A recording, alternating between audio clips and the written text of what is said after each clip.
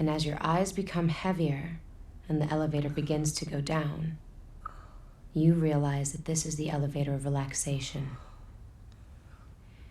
And now you're on the 3rd floor, going down, and you could get out, but you want to go on. Deeper, deeper, deeper into relaxation. And you feel that perhaps you'll never want to get out. It's so safe here, so comfortable, so relaxed. I don't want to talk to Simon anymore. What? I want to talk to the men who are listening. The men who hurt him. What were your feelings when you got the script about the character of Elizabeth? I was really kind of excited and blown away. I mean, I don't feel like I read scripts like this very often, and you know, if definitely you're reading it, and I love action, I love thrillers. It's sexy, it's interesting, you know, it's got all those different kind of qualities that make it like an awesome boys film. But then you've got this woman at the center of it that I marveled over it. The world of hypnotism was so exotic and interesting to me, and just the way that she sort of maneuvered herself around these very dangerous, precarious situations by the strength of her wit and cleverness alone. It was just like a chess game, you know, like reading it all the way through.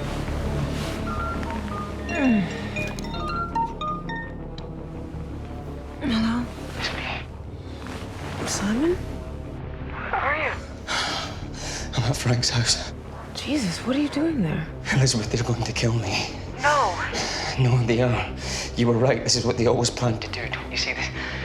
This is why I had to hide the painting. Do you consider Elizabeth a femme fatale?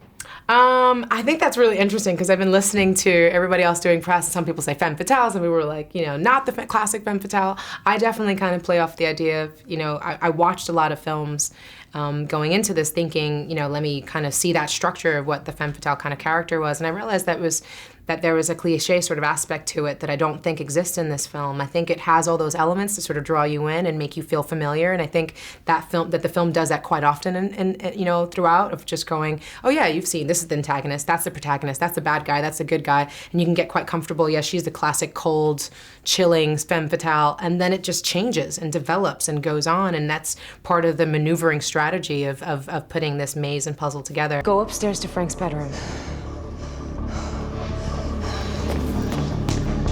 There's a pool. And a hallway. Do you see the bedside table? Yes. Open the drawer. No, the lower one. Is there a gun? Yes. Do you think you can use it? What was the experience like working with hypnotherapists?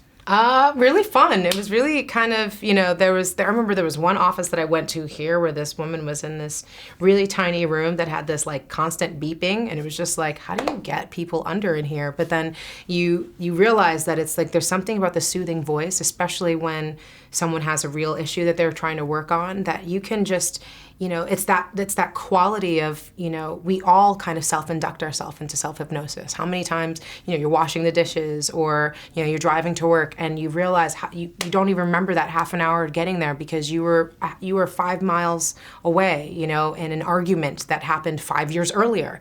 And you're just in it, you know, and it's interesting how our mind works, how our memories work, and how our subconscious works. You know, I was just killing werewolves in my dream last night. It was just like really strange stuff that you realize is going on all the time. This idea of ourselves is actually only one aspect of it. And when people are, you know, hypnotherapists or mentalists, they're able to reveal that subconscious layer to ourselves. And I think that we should explore that more. I think that curiosity is going to be one of the major draws for the film. There's something hidden inside me. What is it? It's a memory. A memory? A memory of what you did. Do you think people will take away from trance what they brought to it? So if you think the world is a kind of bad and grim place, that's what you'll go away with. And if you think that people can change and empower themselves, that the movie will confirm that for you? I don't think it's a film that's structured in that way at all. I think it's quite a ride and a journey, and I think it's a great escape in that sense. So as much as it's complex and all, it's not something that I think is going to change your basic sort of idea of the world.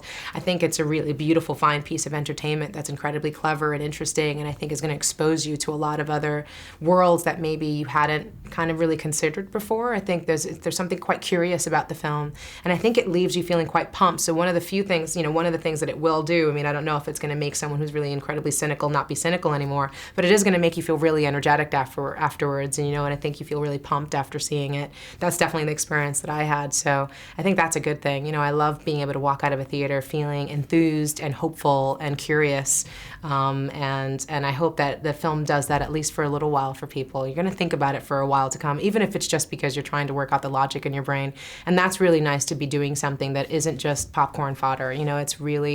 It's really something that's going to stay with you. So I hope it at least brings out people's curiosity. I'm going to have to go back again. Yes, please do.